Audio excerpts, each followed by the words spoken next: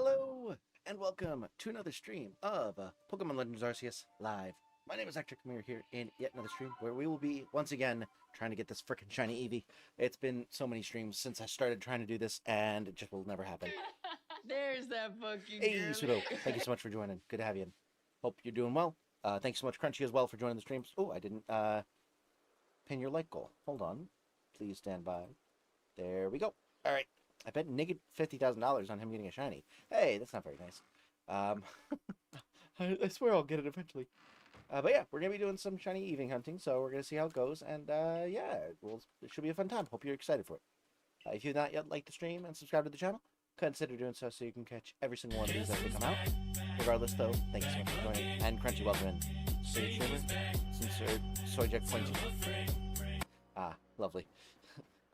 But yeah, thank you so much for joining. Good to have you in. Also, I don't know if the frickin' notifications were like, or the concurrent viewer count yesterday was like off or something, but like we had like 30 something concurrent viewers by the end of the stream yesterday. It was insane.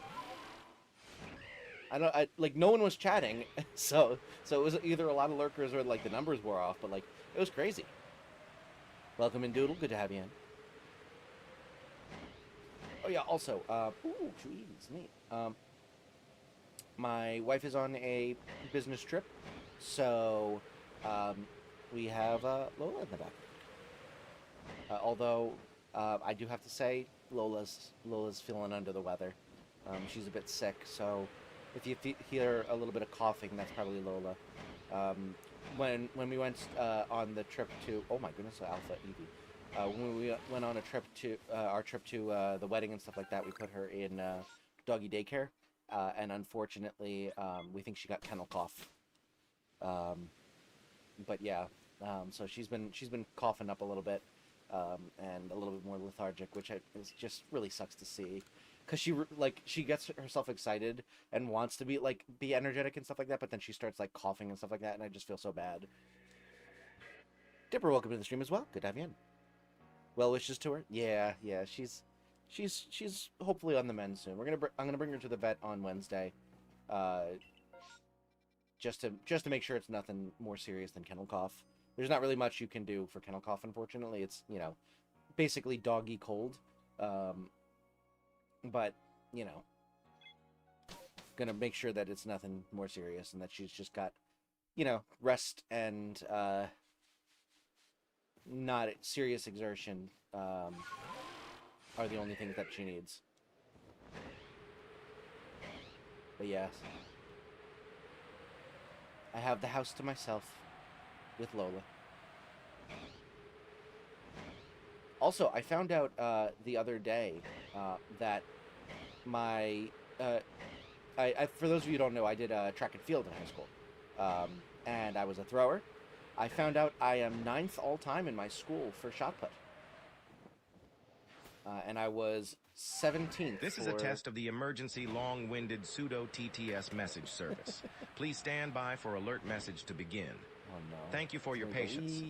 Please continue to stand by. All right, there we go. Good. I was worried you were gonna make it go like an Amber Alert. Sigma. Neat. But yeah, make Lula get better. I'm trying, man. I gave her some honey and everything.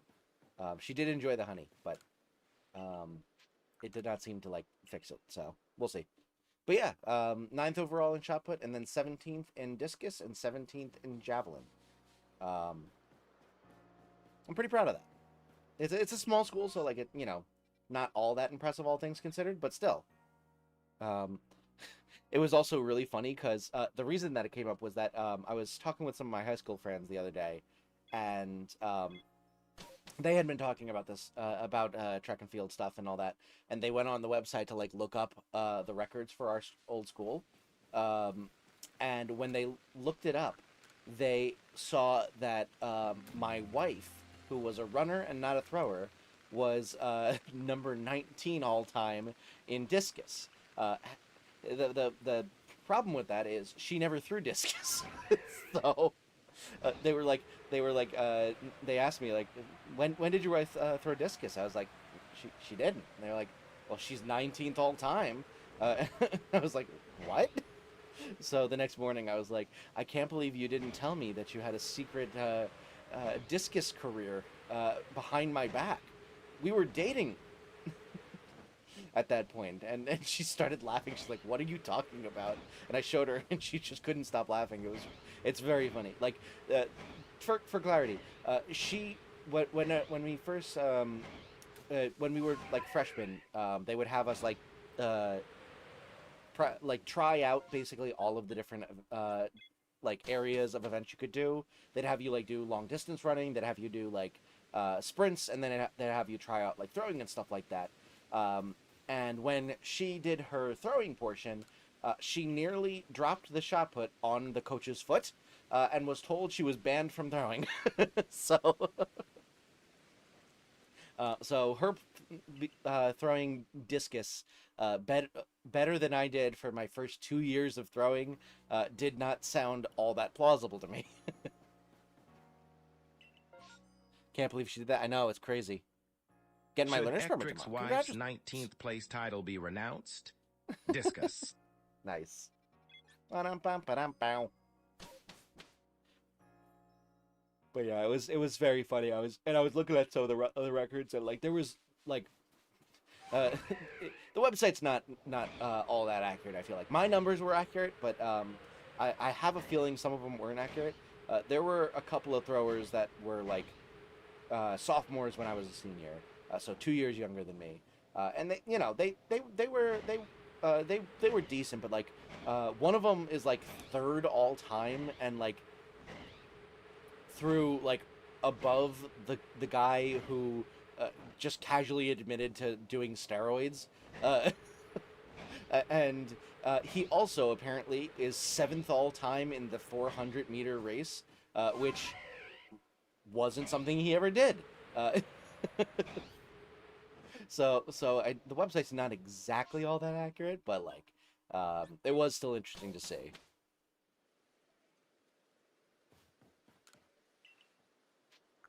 Ugh. And one of my friends was joking. Oh, he must have just really popped off in the throwers 4x4 one time, and I was like, yeah, especially because it was the 4x1, because one of the one of the crowd favorite events at any dual meet, which was like one school versus another versus like an invitational where you had like a bunch of schools all competing together at once. So the dual meets, which were like for like competitive ranking and stuff like that in divisions and such, at the end of the race, at the end of all of the races and stuff like that, the last race usually was the men's 4x4, like 400 meters, one lap around the track, and you pass the baton 3 times so that 4 people do it. You know, the typical relay race. Sometimes you would get an encore of everyone's favorite race of all time, the throwers 4x100 meter race. So it would be 1 lap total around the track, but you would have 4 people doing it, 100 meters at a time, and you'd have to pass the baton off and stuff like that. And because it's throwers, they're not very fast, but seeing big guys run as fast as they can is very entertaining. So we definitely did some of those. I was often on the team because I was one of the smaller throwers, and was slightly faster than most of the other guys. But yeah, it was a lot of fun, and theoretically I think the guy I'm talking about also joined in on some of them, but like it's 100 meters, not 400. The throwers relay, yes, of course. A ton of people where I'm from call them the Fat Man relay. Kind of ruins magic. Yeah, no, I prefer throwers relay, but yeah, it was always a hoot and a holler to see, and I always enjoyed it. We were actually pretty good at the throwers relay. We usually won, so we had faster throwers. Doesn't mean anything. The race didn't count towards any of the actual like whether which school won counting stats, but we got the honors at least.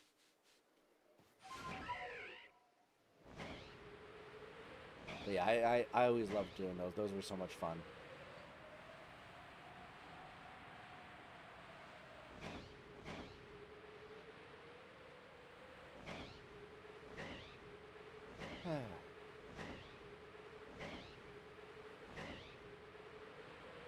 Let's see. Anything else? Wish they had Skinny Man throwing too, so we could laugh at sprinters trying to do real work. Oh my god, that would have been so fun. Oh my god. Oh. Wait, did you also throw pseudo? I'm curious now. I would love to see the sprinter throwing. It would be so funny. Oh my god. Specifically shot put. I feel like that would be the required one is shot put. Disc and shot, nice. What were your PRs? Javelin was legal in the start. Ah, that's a shame. Javelin was my favorite. I was theoretically like better at shot put by the end because you would do shot put for both winter and spring. I'm sure that's probably how you had it as well. But yeah, Javelin was always the one I loved the most. We measuring dicks today? Yeah, pretty much. No, I'm curious. I'm sure your throws were probably better than mine. I was not amazing. I made states twice. That was about it. Now it's only been 10 minutes, so I'm gonna go to bed. All right, Doodle, have a good night. Good luck with your learner's permit tomorrow. Exciting stuff.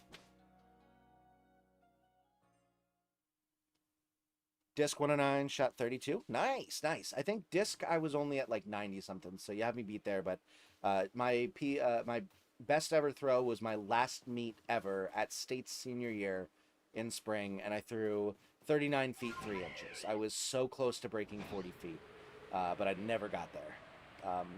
But I was like so happy with myself regardless, because like I had a penchant for in my last event ever in track and field and cross country, like getting a PR.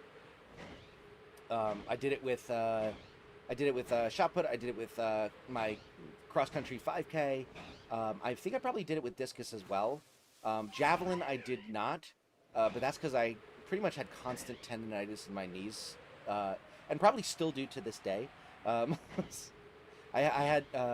had injured my knees my junior year, and while injured threw at States my best ever throw of like 134 or something like that. Or actually, no, I threw 134 to get to States with tendonitis in my knees. And I had like not thrown javelin for like 2 weeks because of the tendonitis. It was like the last meet I could qualify for, so that they let me throw, and I just threw, got the 134 to qualify for States. My coach literally ran up to me and like hugged me and celebrated with me when I got it. And then I went to States and didn't throw that well because my knees were injured. Just tall, which works for disc but not shot. Fair.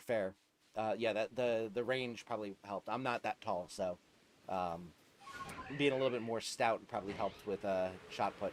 Also, the fact that I did it all 4 years for 2 seasons. I also got forced to run 4x8 a lot. Oh, yeah, nah. They weren't going to put me in any actual running races. I was not nearly good enough for that. Actually, maybe that might be a lie. I might have one time in winter track run a 55-meter race. I don't remember why, but I think I did. I don't think it was my senior year either, so it wasn't even like we'll just throw them in because, just for fun. I think, or if it wasn't because it was like my last meet ever or anything like that. I think I just did it one time for some reason. And I was like, not good, but like it was fun. I don't know. It was weird. I don't know why I have memory of doing that. Can't stay too long since I have a trip to wake up early for, but I thought I'd drop in for a few minutes. Luigi, welcome in. Good to have you in. And Child of News as well. Hope you're doing well. Appreciate y'all coming in for even a few minutes. We're talking about track and field. But yeah, I think the only time I actually ran an actual, like, legitimate race in track and field that wasn't the throwers relay was, I think I ran one time a 55 in winter track one year. And I don't think I did all that well, but it was fun. But I loved winter track meets because we would go like a vast majority of the meets we went to were at this one place called the Bubble. It was like a they have them around, and I don't know how prevalent they are, but like they're prevalent enough that I've seen multiple of them. It's like a huge like literally like a enclosed like dome that is inflated with obviously with reinforcement and stuff like that. But like it's like a like it kind of looks like the Michelin Man kind of material on the outside, and it's like pressurized inside, and then the inside they have like a 200-meter track, and like some like throw like a shot put area in the corner, and then they have some like concession areas. Probably about 17th all time for your school in the 55-meter. That's true. If you had to guess, I'm gonna say I'm probably much worse than that. We had a lot of really good runners. The throwing team was not always great, but our head coach was the like his focus was mostly distance and somewhat sprints. So we had a lot of really good runners, but we did not. The throwers were kind of an afterthought a lot of the time until the coach that I had my freshman through junior year. I think he started my freshman year, and he was quite good. And he made the throwers pretty prevalent. And then I think he had like a falling out with my head coach, and then he left. And the guy that they got for my senior year was awful, which is also probably why I regressed in javelin, because he was ironically I did better in discus because he really like focused on discus, but yeah he was not very helpful in javelin or shot put. That actually sounds awesome. Oh, it was really cool. You would because like it would you're inside. You literally everyone would just be sitting in like groups inside of the track. That would be where like everyone would hang out and stuff like that. So your team would just be like circled up in like a small area where you'd have all your bags and stuff like that. And as the throwers, we because it was like off to the side, they just had like the throwers throughout the day. And especially my first 2 years, we were always in the lowest heat because we were from the smallest school districts, and we were terrible. My first ever shot put throw was 14 feet, so I nearly tripled my shot put throwing in 4 years. So like going into it, like my PR going into like my first actual meet was like 19 feet. So I was literally the first person to throw because they would start with like the lowest PR throwers from the smallest district and then work their way up. So I literally was the worst thrower at the invitational. Me and like the three other freshmen that joined with me, we were all like bottom four, and with maybe one other person thrown in there from another school. So like we would always like get our throws done like right away, and then for the rest of the meet, while everyone else has to like go for their events whenever they happen, we would just be hanging out and eating. It was great. My school's track was a lopsided circle around our baseball field, 300 meters. Rural schools be struggling. Yeah, see, we were in the suburbs, so at the very least we had like a full 400 track. But they eventually, after I left, replaced the surface because it was just so beat up. We threw discus off an old tennis court into the side of a hill. Oh dang! Yeah, we had our like discus circle set up on one of the like right going onto one of the spare soccer fields off to the side of the track, and we literally had to set up the net at the beginning of the season and then tear it down at the end of the season because outside of the season they would use that area for like other things. So we literally had to like we had to learn how to like set up the discus netting.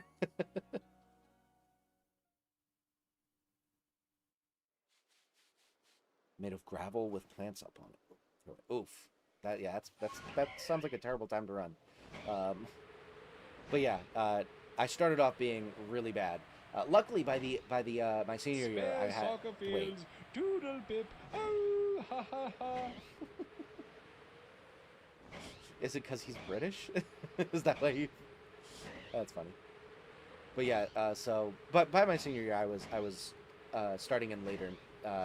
They weren't called heats for throwers. It was later. What was the term? Heats was for the running. Why do I remember heats and not what the throwers did? We had zero soccer fields to spare, so spare is wild. Flights, maybe that might be right. Whatever the case was, I was getting into the later ones by my senior year, and I actually made it to states for shot put by my senior year, which was crazy. Because I was like not expecting to, like, it was always like a pipe dream for me to make states. Like a lot of my friends made states because they were like really good at running. I was like very dedicated at throwing, and I became captain because of like dedication and my like attention to like form and stuff like that. Because like I was never the strongest guy, so I kind of had to rely on being like better at like the skill aspects of it. So I focused a lot on like the form and stuff like that. So it was always kind of like a pipe dream of maybe if I ever get like skilled enough at doing this, I could one day go to states. And when I got it in javelin my junior year, I was like so incredibly excited because it also meant I could get my varsity jacket. Making states was necessary to get a varsity jacket, so I got it my junior year of spring season, and it was so exciting. And then I was a little disappointed with how I did at states itself, but my senior year, I was not making it for javelin because I regressed and never got to the PB that allowed me to barely make it to states. But I did see continued improvement in shot put and eventually started focusing on that a bit more, and ended up getting a PB of like I think like 38 something to get to states, and then I hit that 39.3 in the my second to last throw of all time, which was really cool. The other thing was it was like perfect conditions because I think there was a slight like it was not completely flat where we were throwing, and I like strategically tried throwing towards the area where there was a slight downhill, because like it was basically like if you're looking at like if you've never seen a shot put circle, it's literally just like a concrete slab, a square slab that has like a circle on it, and then on one side where it faces where the valid throwing area is, there's like a metal or plastic like block that you're supposed to like that like is almost like a foothold, so that you that follows the curve of the circle so that you don't fall out of the circle when you're throwing. So it basically forms like a V going outward as you get farther away. And you have to throw it within those kind of like a baseball field. You have to throw it within the foul lines for it to count. And if you're looking at the V, one of the sides on the left, there was like a slight hill upward, and one of the sides on the right, it went dipped slightly down. So I was aiming to the right so that I would go to the downhill because it would take longer for it to fall, and therefore give me more distance. And I think that's why I got that PB. I got second to last throw. I got the 39.3, and I was so excited. And the other thing that was really cool about this was the coach that I had, the coach that had coached me through the first 3 years, and had left the last year. He was at that meet and was coaching me through that the last throws I had, and it was like, I was like, it was like so emotional because he had been there for 3 years, and I hadn't gotten to see him the last year, and I really loved the guy. He was great. And I got to have him coach me one more time, and he got to see me hit my final PB, which was really cool. Perfect conditions for peanut butter. Yeah, something like that. And even never seen a shot put circle. I always threw blindfolded. Yeah, it makes sense. Did you have Mr. Miyagi teaching you?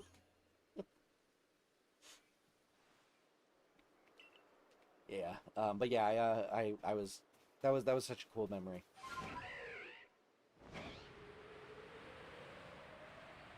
Oh.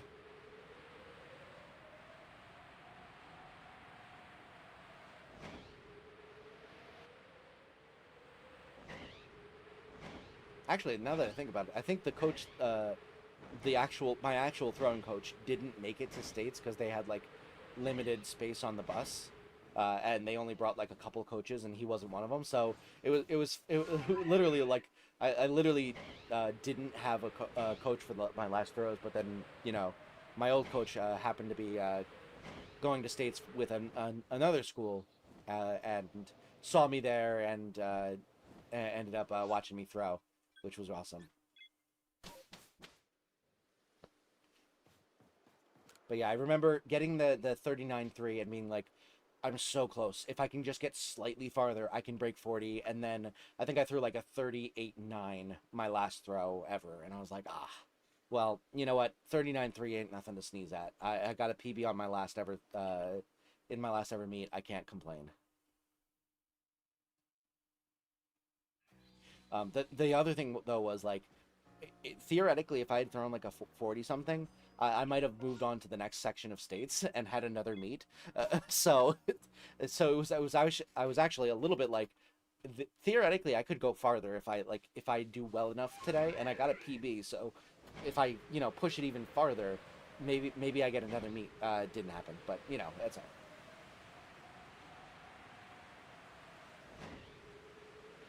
I really need to break out my shot put and throw again. It's been so long. And I owned my own shot put, so I still could do it. Although it'd be a 12-pounder, and that's like high school grade versus like, professional grade, I think is like 16 pounds-ish. Or at least college. But yeah, I should break it out and start practicing again. I bet I could probably break 40 if I like really tried. Because I have a lot more mass behind me now. And strength. Although my knees are a lot worse. I don't know. I feel like I'm still young enough that I could do it.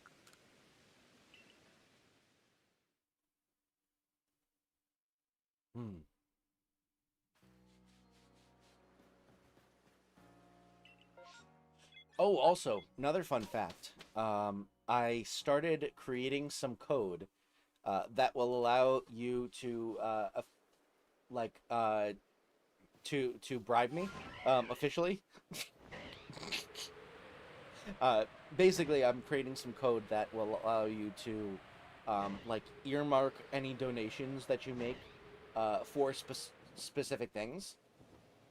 So basically, I'm going to set it up so that it'll, whenever you make a donation, it will store that information by user, so that it keeps track of how much money you've donated total, so that you can later on kind of say, hey, I want to put 5 of those dollars towards you buying this specific game, or you to convince you to do this for a stream later in the week or something like that. So the goal is to basically create it so that you can so I can like create like goals of like, okay, if a total people donate a total earmark a total of like 20 bucks, I'll do all Smash streams for a week or something like that. I can create those kind of like incentives, and then you can decide to, like, if you want to donate, you can like put those funds towards something rather than just having them just go towards me for nothing. So I feel like that could be a fun little thing. We've been talking about bribing lately, so I feel like it could be funny to officially make it that way. And I'm gonna make some code so that you can, say, hey, I want to put it towards this this goal, and I'll have like a few different goals set up.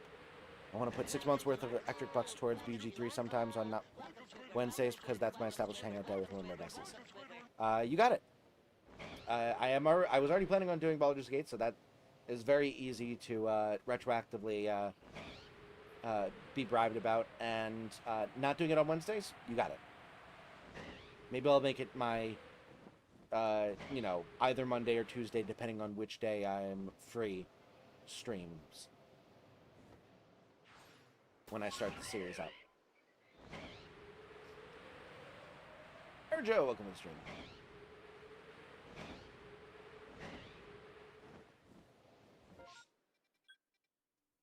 But yes, the only thing is going to be that it's not going to be able to be retroactive. So it's only like once I get the system set up, then after that you will be able to use any donations. You're not going to be able to like go back and say, hey, I donated $10 like 7 months ago. Can I use that towards this specific thing? Be whatever days you want, including Wednesdays, just not all Wednesdays. That killed me. I couldn't be there for those at all. Yeah, no worries. I mean, listen, complete transparency, the Baldur's Gate collab did not get me views. That was totally a passion project by the end, and that I enjoyed playing with those people, and enjoyed playing Baldur's Gate. No one watched. There like a couple of mods watched. Some people would hop in for a few minutes here and there, but like I did not pull in anyone anyone new, let's say. So you're a Poke girl living in a Poke world. It's true. And no one was interested in Baldur's Gate from that Poke world. But yeah, so Baldur's Gate in general, I feel like is not going to be one of the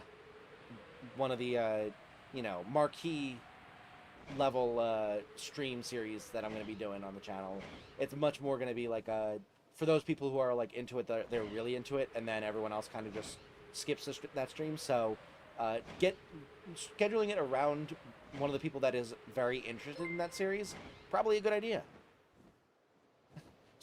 Pseudo, thank you so much for the $3.69 donation. Put this 1,875 towards unspecified future bribe. Thank you so much for the dono. I really appreciate it. Let's get some hype in the chat for Pseudo. But yeah, if you are one of the few people that I think will 1000% be super interested in Baldur's Gate streams, that comes into streams regularly. So why wouldn't I schedule it around when you're available? It's not like anyone else has like completely opposite scheduling where they're only available Wednesdays or something like that. Living in a material world. I am a material girl. Pseudo, thank you so much for gifting a membership. Congratulations to Pretzel 2. You now have access to custom emotes as well as the opportunity to create your own custom entrance theme whenever you first type a message in a stream. Congratulations, and let's get some hype in this chat for Pseudo again for even more donating. I feel a little bad. I did mention the bribe thing. It's not up and running yet, so none of these are going to be able to be added to the system, unfortunately. But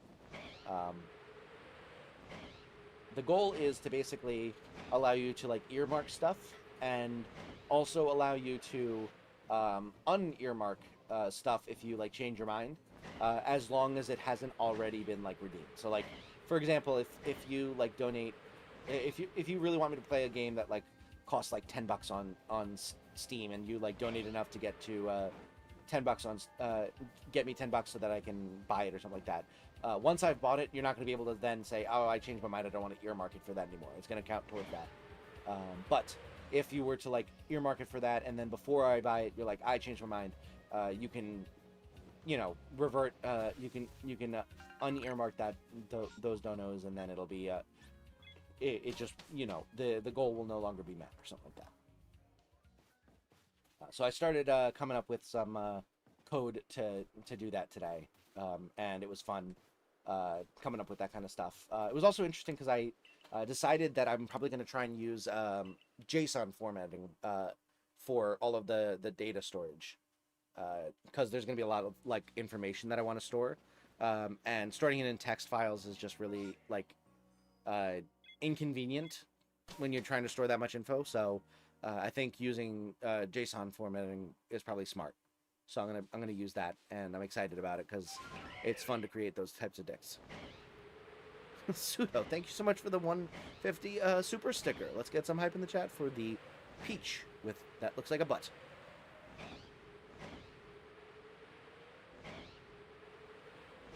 How many decisions does the butt fruit get me?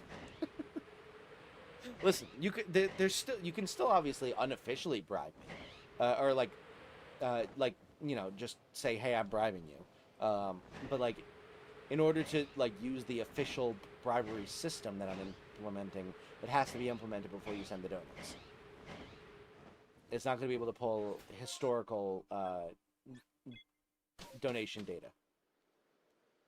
Saw Captain Ron for the first time. Wish they still made comedies like that nowadays. I've never heard of Captain Ron. Is that a what is it? Naked Gun one? Notice you don't check after you change the time of day. Eevee appears at night in my game. You might have missed one. Hey, I'm not bribing you. You don't check after you change the time of day. I'm pretty sure Eevee only spawns during the day. Well, welcome to the stream, Michael. Let me check the Pokédex real quick, because I'm pretty sure it does not show up during the day. Favored conditions. Oh, I guess it does show up during the night. Huh. I did not realize it showed up during the night. I've always seen, I guess maybe the pool is lower because then they also add in the Drifloons. I completely thought that they were unavailable at night. Thank you for that information. I'm not bribing you. Okay, Pseudo, that's fine. But yeah, thank you so much, Michael. I did not realize that. I will not continue trying to sleep through the night then. Or actually, maybe I will, just because I prefer the daytime, but I don't know. That is good information to have. Has Kurt Russell and Martin Jordan in it. Ooh, those are some big names. Oh, well, there, Joe. You got Material Girl stuck in my head.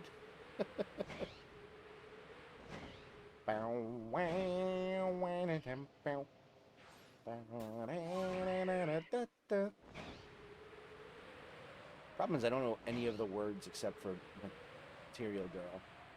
Living in a material world. And I am a material girl. Material. Oh.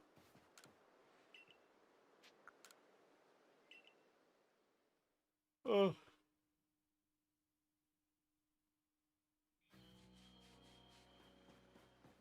But yeah, very excited about the new bribery system. I'm gonna work on that this week. And then next coding stream, I swear, I'm doing the setup for chat plays Pokemon using YouTube reaction emotes. I'm gonna figure it out, and we're gonna get it up and running, and then you guys can play Pokemon while I do random shit, not on screen. Maybe I'll set it up so that you guys can play something whenever I'm like going to the bathroom or on an ad break or something like that. Maybe we do that.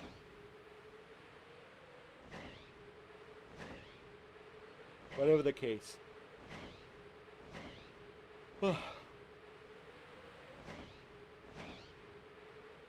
We're gonna try and get it up and running.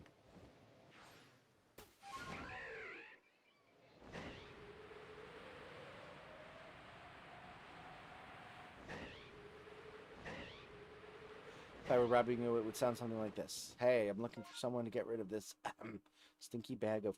Oh, you... If I were bribing you, more, it I'm would sorry. sound something like this.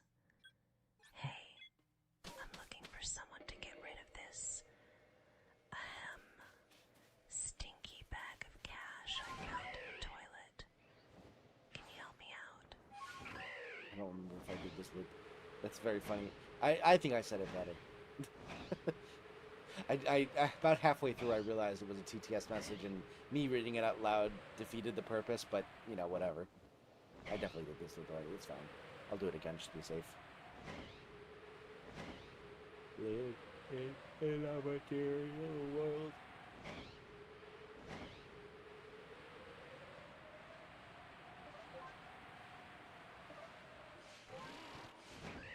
Yeah, alright.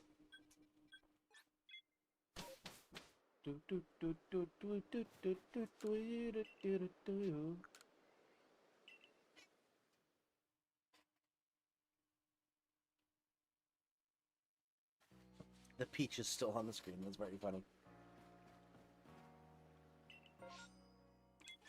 Oh, the other thing I really want to get done coding wise, and this is kind of like tertiary, and the reason that's the reason I'm not like actively doing it or like working towards it is that I want to take all of the code that I've made for the channel, either tools that I use while I'm streaming, or the TTS pro, like whether it's the TTS program or the like Mad Lib combo thing, the discussion bot, or it's something that you guys see on the screen, or if it's like behind the scenes, like my counter programs or my timestamp program, all of those projects that I've created throughout the years for the channel. I want to create. I want to make GitHub repos for all of them, and and post them to GitHub in a format that is easily like plug and play for someone else to use. I basically want to edit them so that they are usable by someone else with as little coding experience as possible. Because I'm proud of the work I've done for those projects, and I think that a lot of them are really like fun and useful and stuff like that, and I would love to be able to share that with other people and allow them to also use it, and knowing that my work is helping other people succeed and stuff like that would make me really happy. So I would love to post all of my code to GitHub, but I want to make it so that it's, if you are someone who doesn't really know coding, but wants to use these tools, I want to make it as just download this, do these couple of small steps, and you have the code working for yourself without having to, figure out how it works and edit it to your purposes and stuff like that. I want to make it as plug and play as possible. Unfortunately, that means a lot of head or a lot of like work on my end to create interfaces that are non-coder friendly, and then also You hear that, fellas? We're fun and useful. That's very funny. The AIs having their own minds is funny. But yeah, so I would love to. I'd love to create something that like that, but it takes a lot of effort to like make it so that there's an interface so that people can use it without needing to know how to code and like input stuff on their own. Like for example, for the YouTube reactions controlling emulator games and stuff like that, I want to create create it so that someone can just download all of the files and then just type a command into the command prompt, and then it will automatically it will allow, like, they'll be able to run like one command to create like the the controls equal which emotes.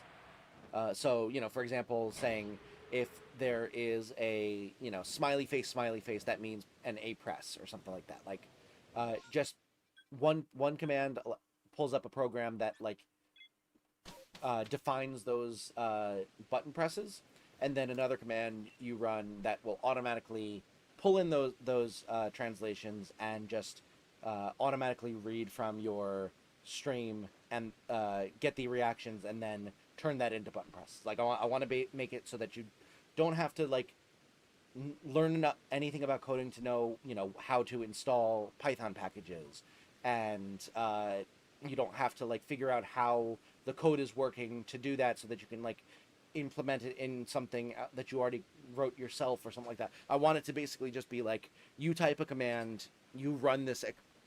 It's not going to be an executable, but I want it to essentially be run the executable and it just runs. But in order to do that, I have to create like an interface that like pulls in information from, and like has prompts for the user to type in, because it's not going to be hard coded in by them, theoretically. And then also I want to have a version of the exact same thing where it's like, I understand that people might not want to have that kind of hold your hand aspect to it, and they might just want the code that pulls the reactions so they can use it for something else. So I want to also create a version that doesn't have that. So like now I'm creating two versions, one of them that's just stripped down, bare bones, use this, plug this code into your code and it'll work. And then there's another one that is like, has a bunch of like stuff wrapped around it that is like, just type this command in and it just works and runs. So that's a lot of extra work. And then also I'm trying to be diligent about like adding in a bunch of descriptive comments so that people are who are looking at the code know what's going on and don't have to like decipher it in the way that I sometimes do. Because I always appreciate when people have like descriptive comments, and I want this to be usable by other people in the future and stuff like that. So like all of this to say, I want to put all of this effort in so that it's like quality code, and you know, infinitely usable and also infinitely like editable, but that takes a lot of time and effort, and you know, it's all of that work is not going towards making the, you know, making the program run better or like have more features or anything like that. It's just so that it like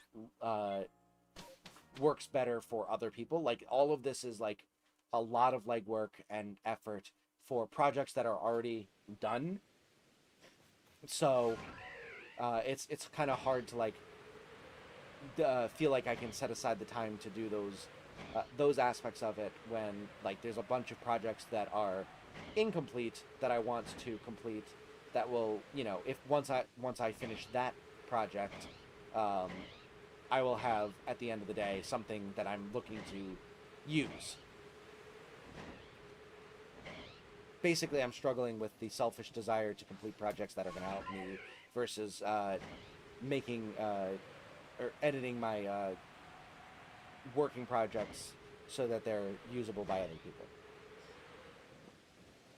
But I do want to work towards that, so I'm going to try and set aside some time to do that.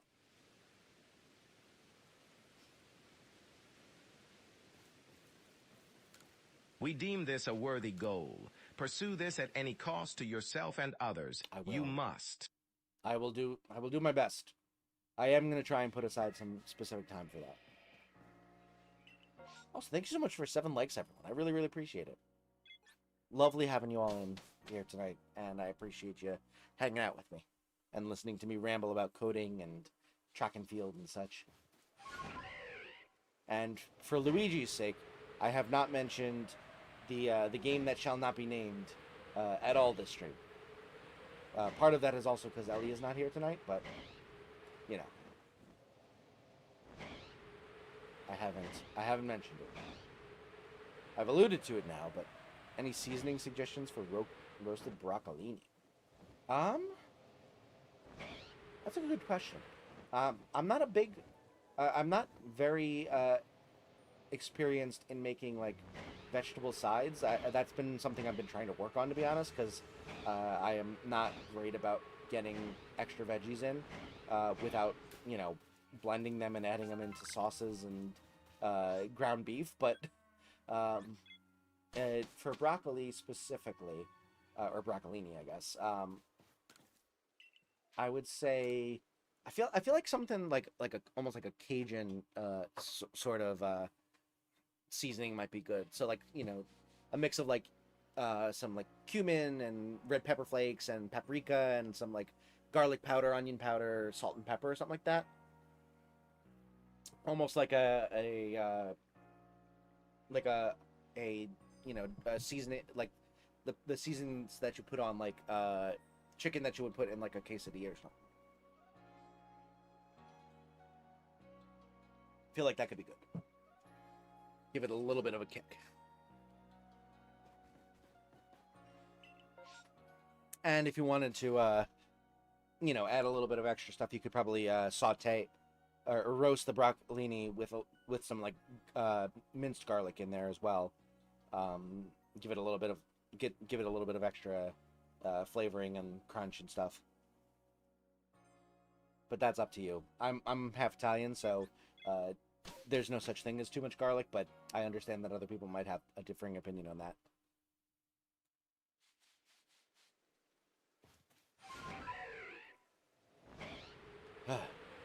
I actually did a decent amount of cooking today. I was thinking Cajunish.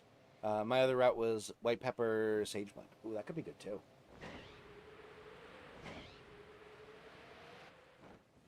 I mean, I think whatever you go with, it'll be good, but that was my 2 cents. But yeah, I did some cooking today.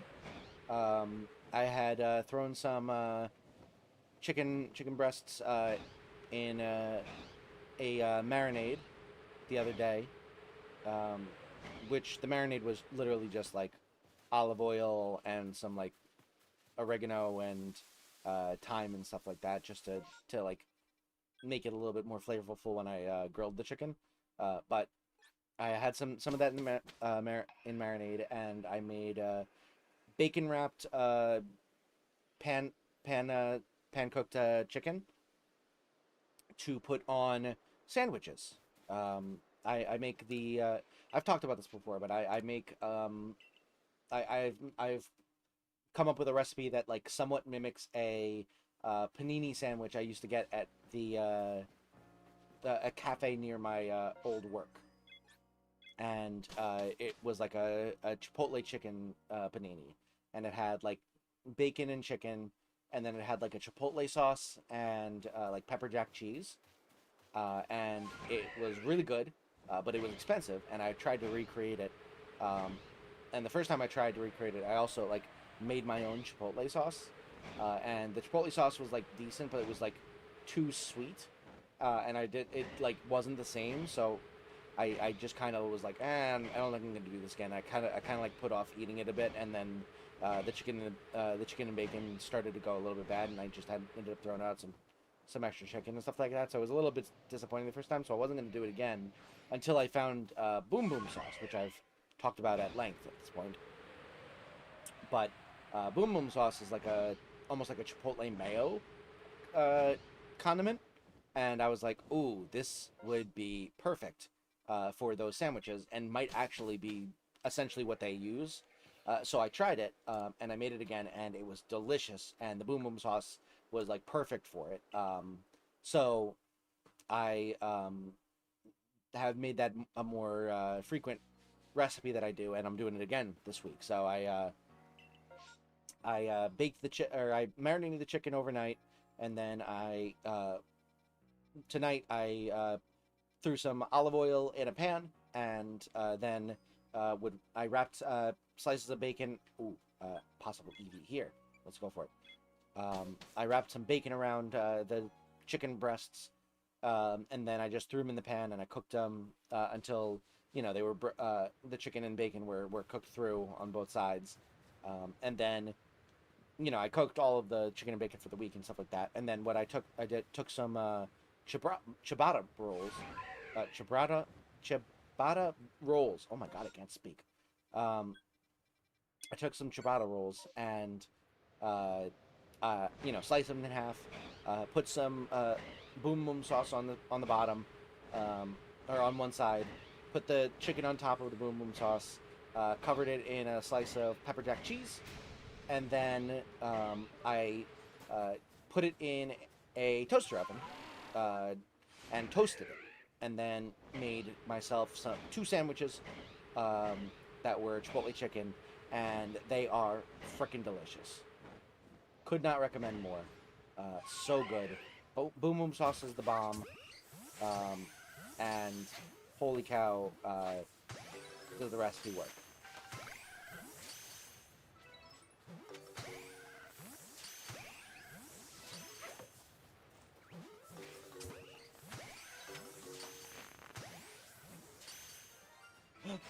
No way. No way. No way.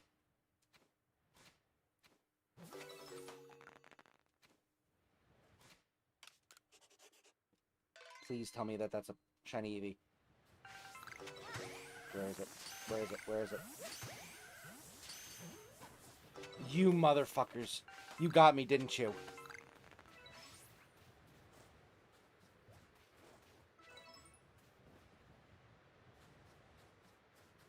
Tell me you played the sound effect.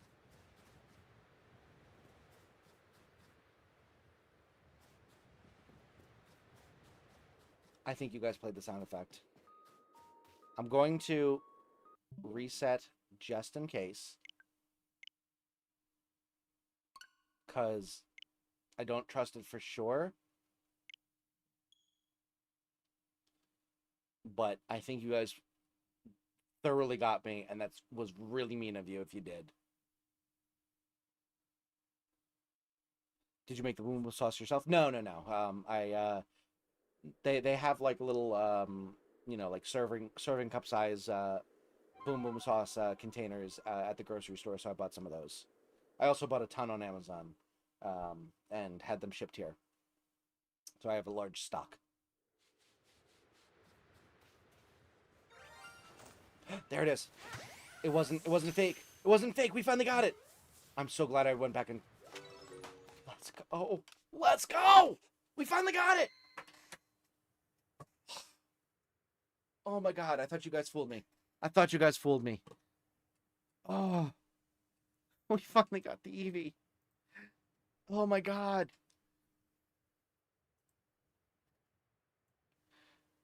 Oh. I can finally go away from shiny hunting only Eevee. Obviously, I need like 6 more, but still, I can finally take a break from the Eevee hunt. Oh my god. Oh, I'm so happy. Oh, goodness gracious. Alright, we gotta name that one Ellie and make it a Sylvia. You know what? Might as well go for this, just in case.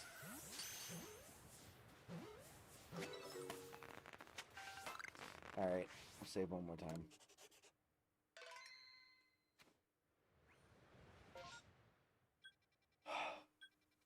Alright, we are regular old hunting now.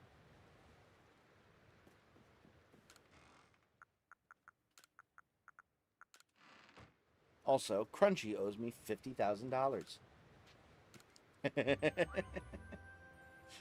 Let's go. Oh my god, I'm so happy. Oh my god, I'm so happy. You know what? I think we need to do it's basically what 1 hour mark now. I'm gonna do a quick ad break so I can lower my adrenaline. So again, for those of you who are you know, not aware or new here or haven't been around in a while, I have recently been doing hourly ad breaks where we just, you know, stop all of the gameplay so you're not missing anything. We just throw on some ads so that it can help push the channel and the algorithm a bit more. This is not so I make more money. This is just for the added reach, because YouTube pushes videos that make them more money. But you're not gonna be missing anything. So I appreciate all of your patience and your support as we do an ad break. And for those of you who are not going to be seeing an ad break, you're going to be seeing just some random clips from streams. So I will be right back. Thank you so much for your support, and I will see you after the ad break.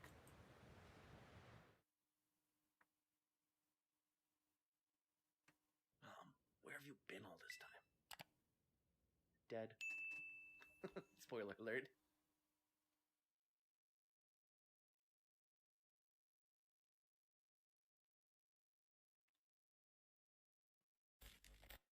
This is crazy.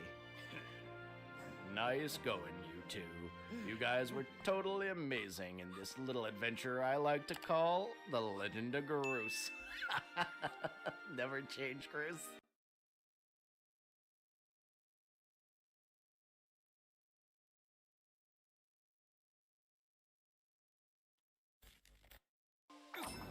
There we go. And... no, come on. Oh, that wasn't funny.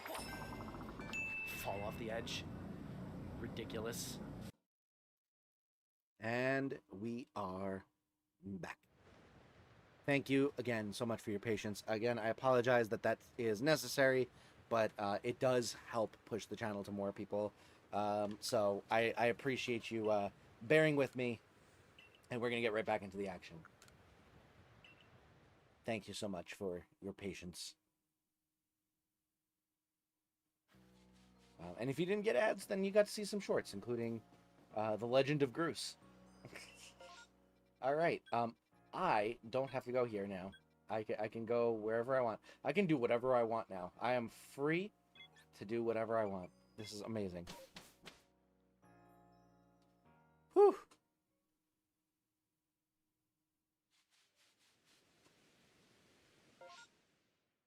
We'll just go talk to the lady. Oh boy. Oh yeah. I forgot to finish saying what I made this week. I don't need any of these, so we're just gonna leave. But yeah. So I made the chicken chipotle sandwiches, and then I also made myself a overflowing baked ziti.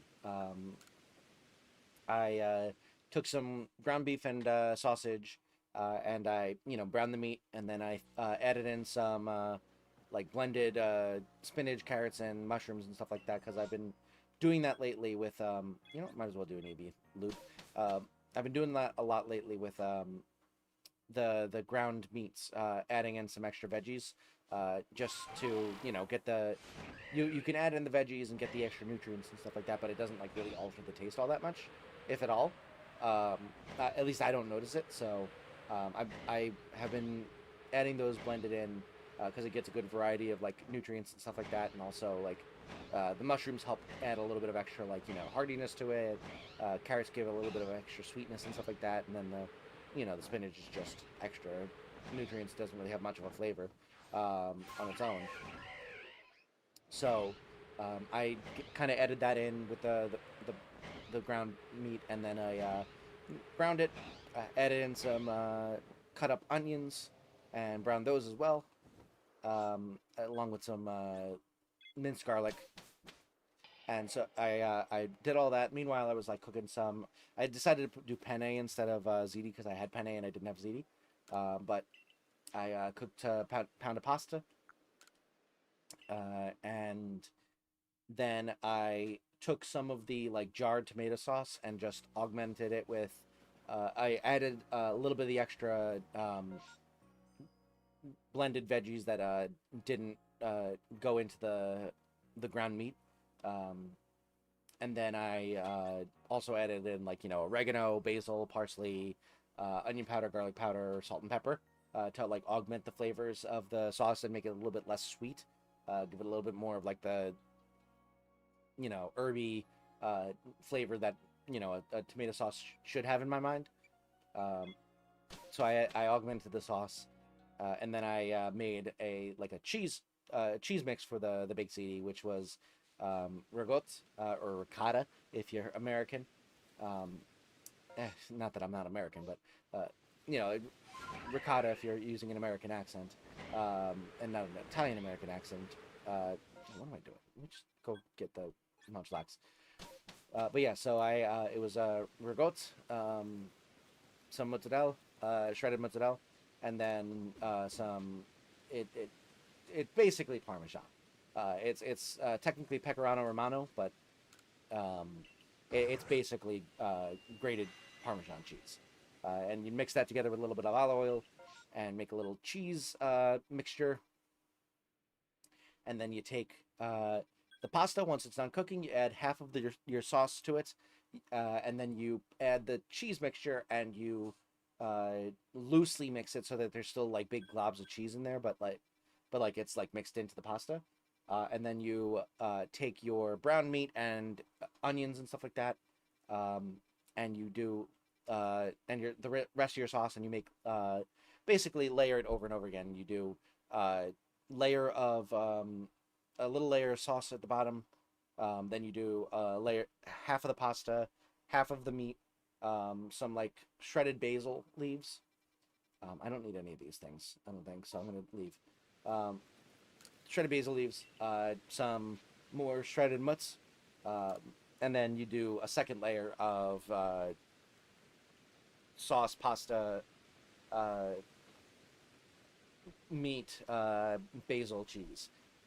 And I had too much meat, so it ended up being in like a baking pan, and then like the baking pan was like this high maybe, and then it ended up being more like this high by the end, because it was supposed to be like flat to the pan. It ended up having a little bit of a dome because I had too much extra stuff. So it baked just fine. And I put a larger pan underneath the baking pan, so that it would catch any like things that dripped off the sides. But yeah, it came out pretty good. I didn't eat it because I had the sandwiches for dinner, but it looked pretty delicious, so I'm going to be eating that for lunch. And then tomorrow, I need to make stuff for my wife when she gets back from her business trip. And I'm also making zucchini fries, which was... why am I doing an easy lead? I mean, I might as well finish it, but yeah, making zucchini fries, which is literally just, like, cut up zucchini into, like, you know, French fry shaped pieces. Oh, there goes Lola. Cut up zucchini into French fry shaped pieces. Sweat them. So like put salt on them so that it draws out some of the moisture, and then pat them dry, and then bread them and fry them into, you know, like French fries, basically. Sorry to be in and out, just dropping pork in the pan. No worries, no worries. Appreciate you being here at all. But yeah, the zucchini fries are quite good. I tried them last time. I tried them for the first time last time, and they take forever to make, which is why I'm doing them tomorrow and tonight. But once you do them, they're delicious, and you just throw them in the toaster oven for a little bit to heat them up, and they are so good. You just literally just bread them, fry them, and then throw some, you know, parsley flakes on top, and it is so incredibly tasty, and vaguely healthier than regular French fries. You get your veggies in. So I'm very excited about those. I unfortunately forgot about my Brussels sprouts I was supposed to make last week, so I should probably not eat those. Probably should throw those out because they're starting to look like they're going bad. But I was also gonna have those, but until I looked at them today and realized they're probably too far gone to cook.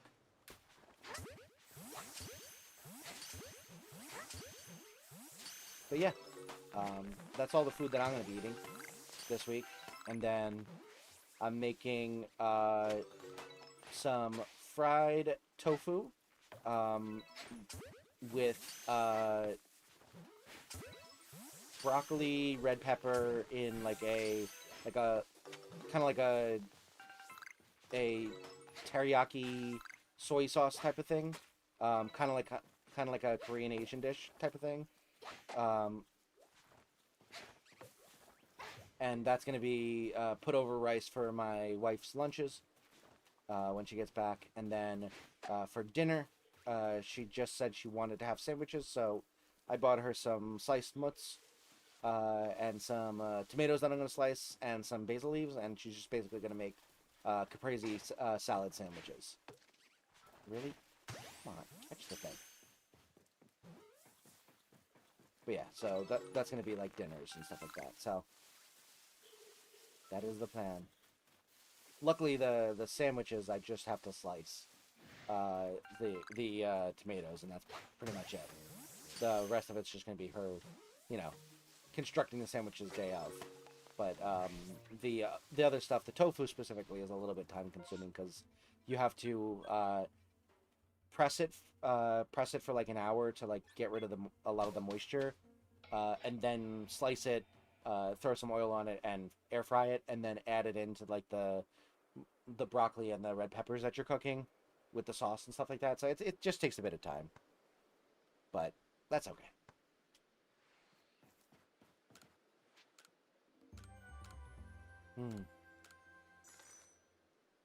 But yeah, that is the cooking for the week.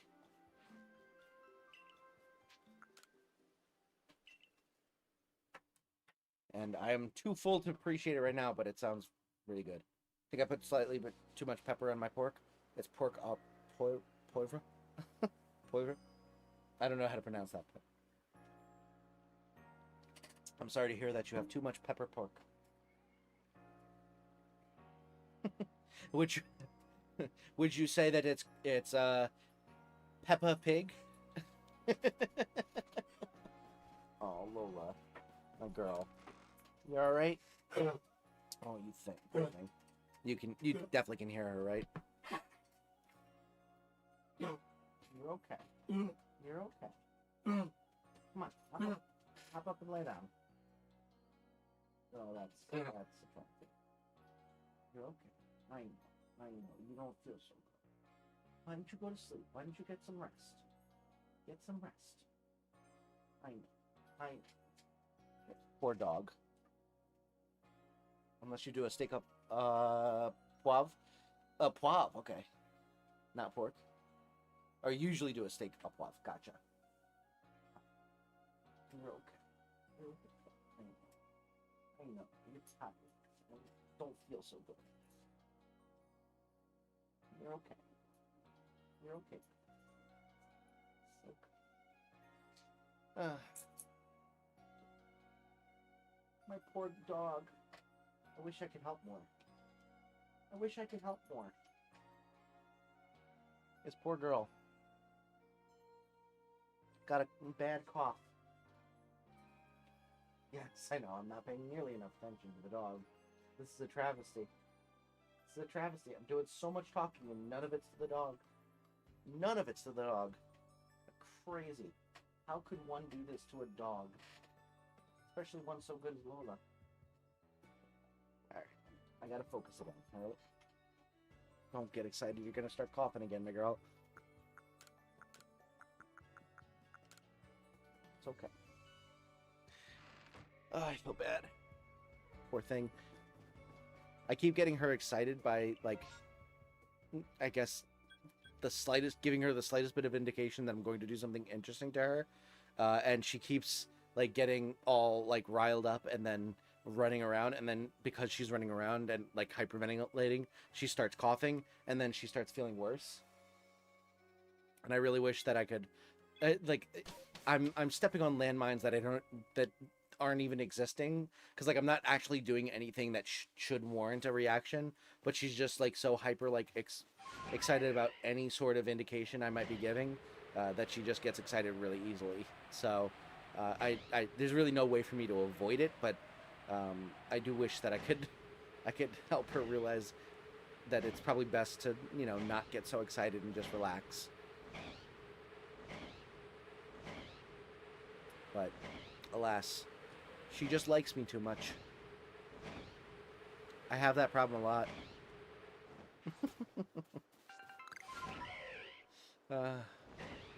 She's such a good girl, though. Also, holy cow. Is that there's no way that number is right? It says I have 52 concurrent viewers right now. Y'all are crazy. If we have 52. That's insane number. That's an insane number. Thank you so much, everyone, for joining. If you're here, I'm genuinely not sure though. It seems high, but I will take it.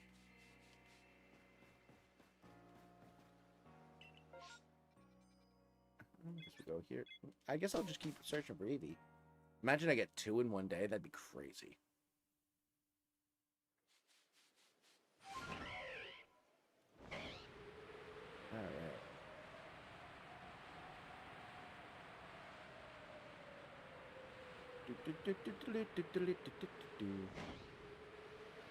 Dazzling, welcome to the stream. What did I miss? We finally got the shiny Eevee. You missed the shiny Eevee. It was about like 15 minutes ago, I think, at this point. 16. But welcome in. Appreciate you coming in here.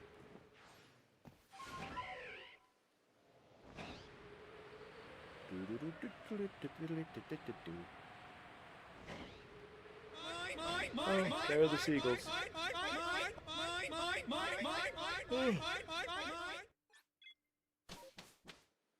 Here's a bonus for you. Thank you. Thank you.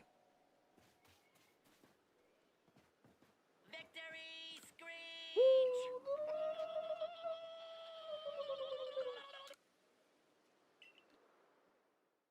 Hi, I'm concurrent viewer number 39. My favorite color is green, and my favorite alternate reality fantasy series is His Dark Materials. His Dark Materials. Who wrote that? That sounds like it sounds familiar. I don't think I've ever read it though. Let's go here or here or here. Let's go for Bergmite. Let's see if we can't find a Bergmite.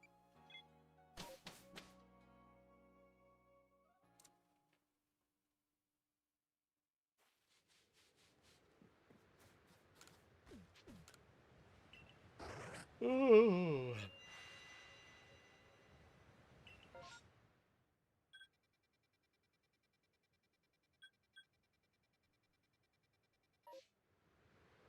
Nothing I need.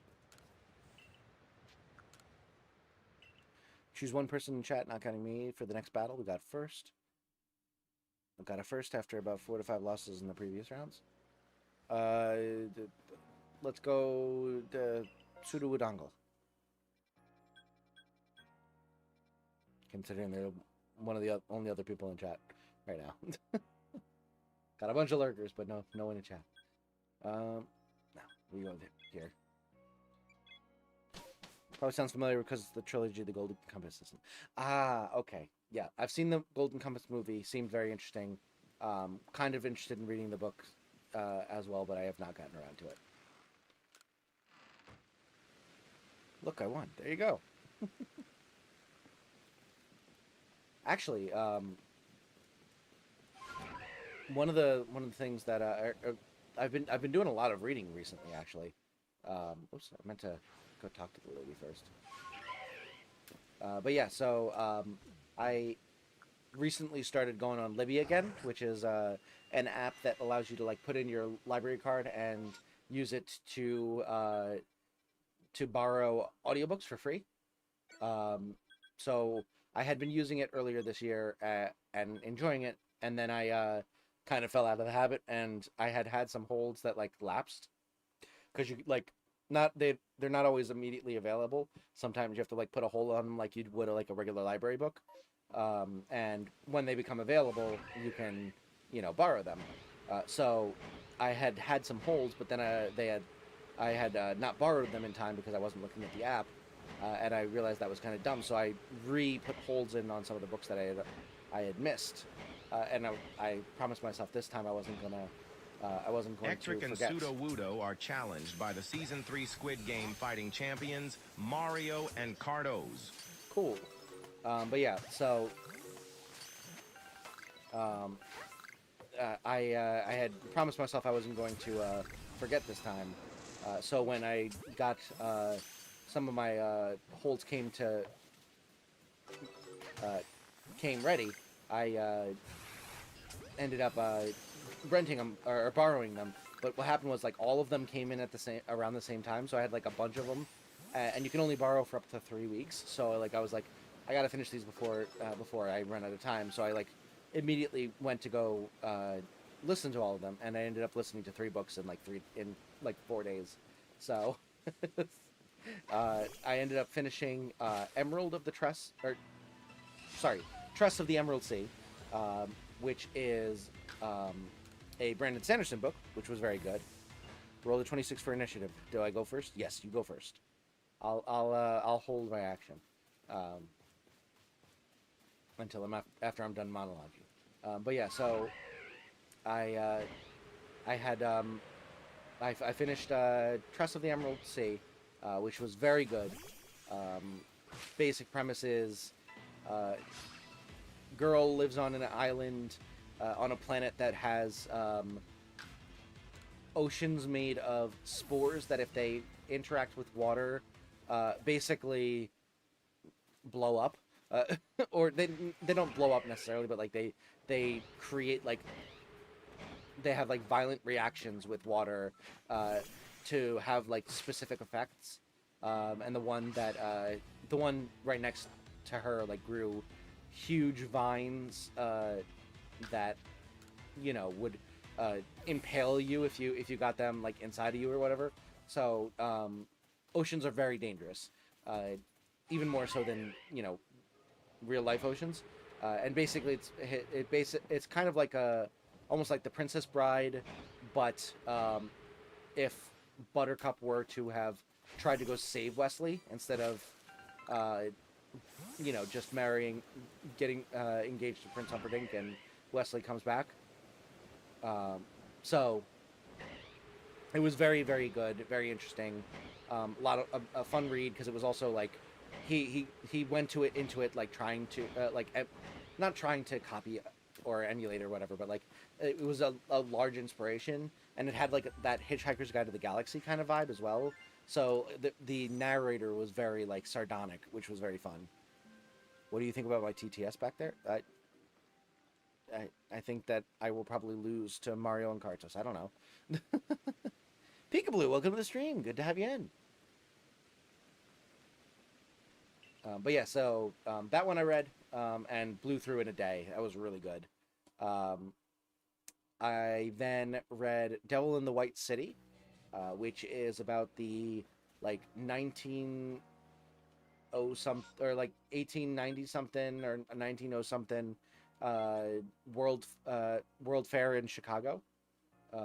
It was where the original Ferris wheel was introduced. Where they first introduced like shredded wheat. There were a bunch of really cool things that were first in that were displayed at this fair. And unfortunately, also the place where there was a serial killer who ended up killing like 20-something people. So it was basically a dual story of like the planning and creation of this fair with a heavy emphasis on like the architecture of the fair.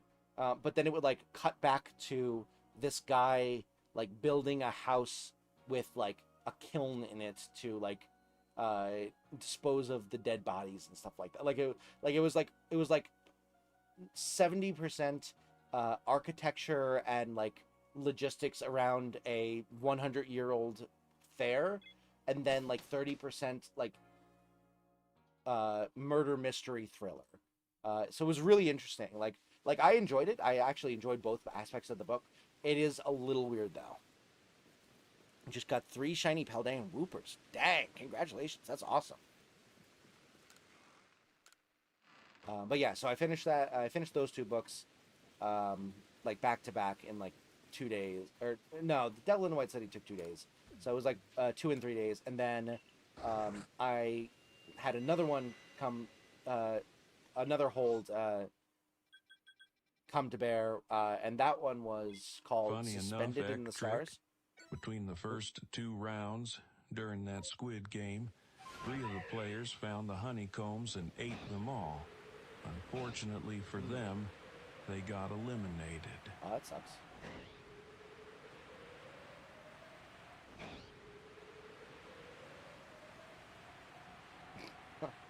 I don't know what that means for me in pseudo, but yeah. So the third one was called Suspended in the Stars, and I don't remember putting a hold on that book. So I was like, when I saw that it came due, I was like, oh, I should read the thing that I have a hold on. And then I was like, wait, what book was this? And I like read the synopsis. I was like, I still don't remember where I saw this book from or why I put a hold on it, but it like seems good. It seems up my alley. So I just started listening to it. It was really good. It was basically like it was like a sci-fi romance story, but like there was a lot more focus on like the plot and you know, like the intrigue around like the characters rather than just focusing on the romantic subplots and stuff like that. And it didn't like fall into as many of the tropes of the of like a pure romance or anything like that. So it was a really good. Loved the book, and it's the first in a series. Unfortunately, I don't think an audiobook exists for the second book yet. So I have no way of consuming the second book unless I go and buy it and read the physical copy. But I don't own the first one, so I'd have to buy the first one as well, which seems like counterintuitive because I already read it. Like it's weird to have only the second book of a series, but it's equally weird to buy a book that you've already read, just to have it on a shelf. So I'm kind of like in a little bit of a pickle. I probably will end up going and buying it and reading it because it was really that good, but it's gonna be weird because I haven't read a physical book in a while. Actually, I've been like full audiobook for years now, but I might just have to break that streak. Maybe what we'll do is once I have the this is very funny. Once I have the code to allow people to play Pokemon using the emotion, the reaction emotes. Oh god, I have hiccups. You know what? No, I don't. But yeah, so once I have that code set up, maybe I'll just read on stream while you guys play. Literally just me holding a book reading as you guys like play Pokemon. That could be very funny. And I could just look up every once in a while and be like, oh dang, crazy. Or oh wow, you guys suck. You guys, how did you guys not get anywhere since the last time I looked up a half an hour ago? That could be funny. Oh my goodness.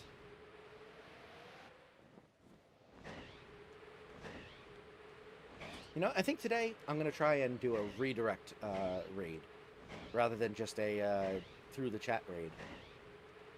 So I want to try and pass on some of these concurrent viewers that I got. Because all y'all are crazy. And I feel like we should pass on the love that you've shown me. Alright.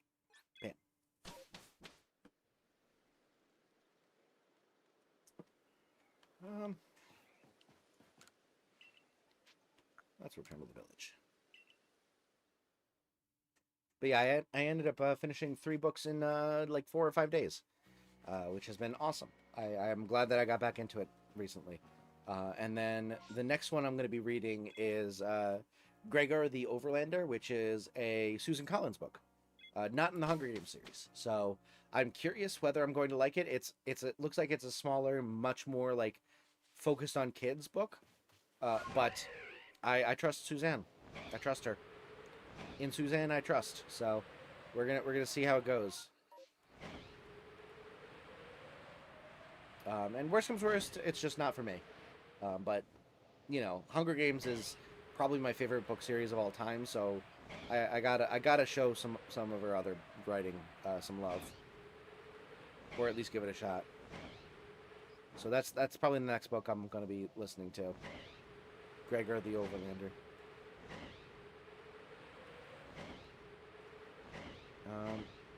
And then, actually, I should probably look at my my bingo board from the beginning I'm of the year. concurrent viewer number 57, and if I am redirected, I swear I'll sit quietly and allow Ectric to boost another creator. I'll do it. Don't test me. Oh yeah, I'll do it. Don't test me. Yeah, you're gonna go over to this next creator and you're gonna like it. You're gonna like the stream too. You're gonna show some love. Damn it. Because I appreciate you and I want to help pass on the love to someone else. And so, by God dang it, diddly darn it, you're gonna go and show some love to those streamers.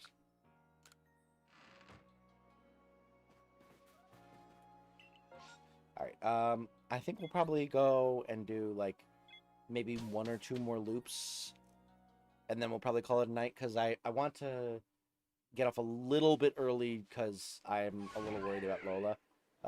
She's been a little bit awake a little bit too long, especially considering she's supposed to be resting. So I want to try and get to bed slightly earlier than I normally would, so that she can get some rest. Because she apparently does not feel inclined to go to the bedroom and sleep in the bedroom while I am not there. As concurrent viewer number 2, I consider myself a leader in the concurrent viewer community. We will not stand for this. No, sir. We will sit quietly for it, though. The concurrent viewer community is very funny. The CVC.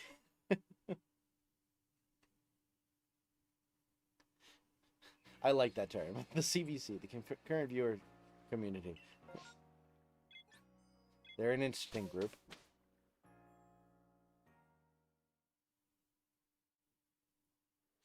Oh my goodness. Is that the new name for my viewers? The concurrent viewer community? Nah, they're called the Bazoomies. 1000%.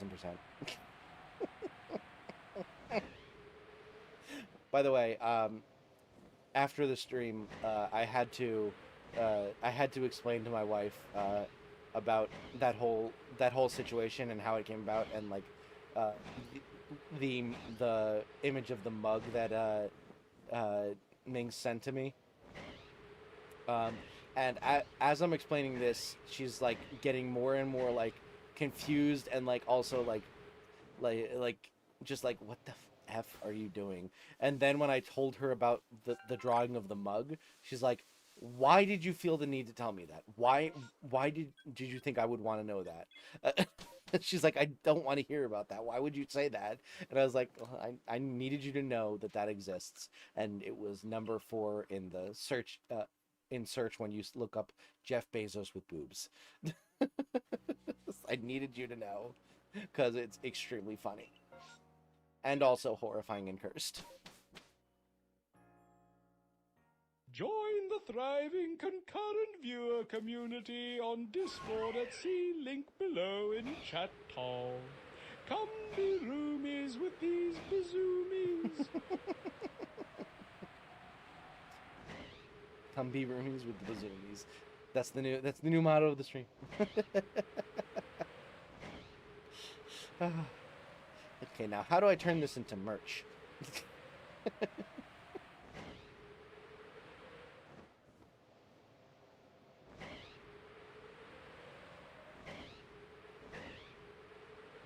my goodness.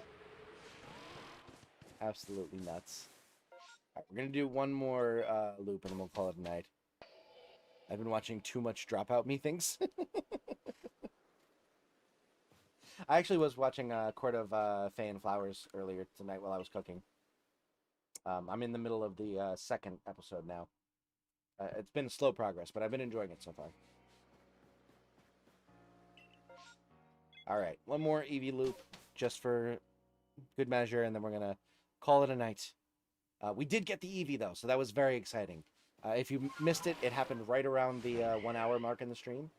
So, a little bit before, probably like 58 minutes or so in, so you can go back and check, but it was very good.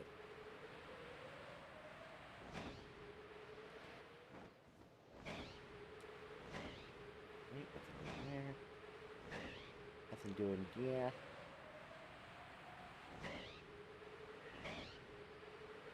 And we'll go there.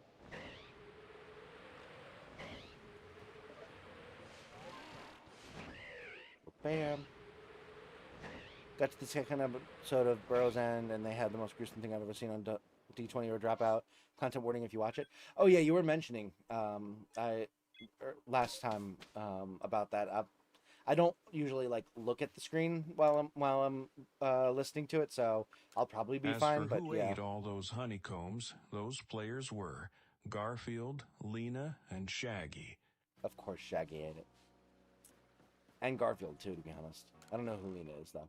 Anyway, we are going to call it an end here. I know it's a little bit early for when we usually end off stream, but like I said, I'm going to try and help Lola get to bed a little bit earlier than as early as possible. So I appreciate you coming in. Thank you so much for watching. Thank you so much for everyone who joined in. All of you lurkers, I really, really appreciate it. I hope that you're real. If you are, maybe drop a quick comment just to show it. But I really, really appreciate all you coming in and hanging out tonight. I hope that you enjoyed. If you did and you've not yet liked the stream and subscribed to the channel, please consider doing so you can catch more streams in the future and help push the channel even more. I really, really appreciate it. We are going to go and pass on the love to another streamer, though, so let's go find someone who is live. Because they'll be alive! Alive! Let's see.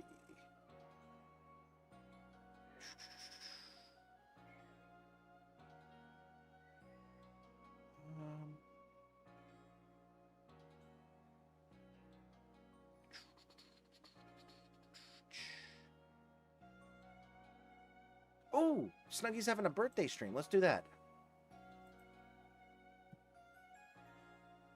Time to bazoo me on out of here. Your turn, Select. So yeah, you reacted. We're gonna go raid Snuggy. It's their birthday, so let's show some love.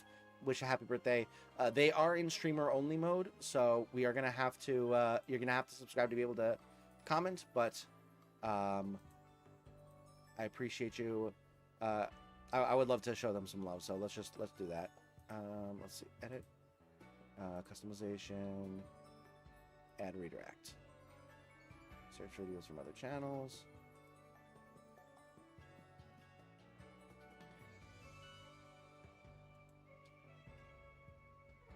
There we go.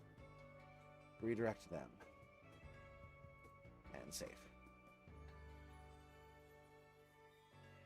Alright, so we're going to go on a hashtag Ectric raid. There's the link if you want to go straight over. Otherwise, you will be redirected automatically when we end off stream. But again, thank you so much for joining. I hope you have a wonderful, wonderful rest of your night. And until the next stream, which will probably be on Wednesday, have a great Ectric's Bazoomin raid, if you insist. But thank you so much, everyone. Have a great night, and I'll see you next time. Bye.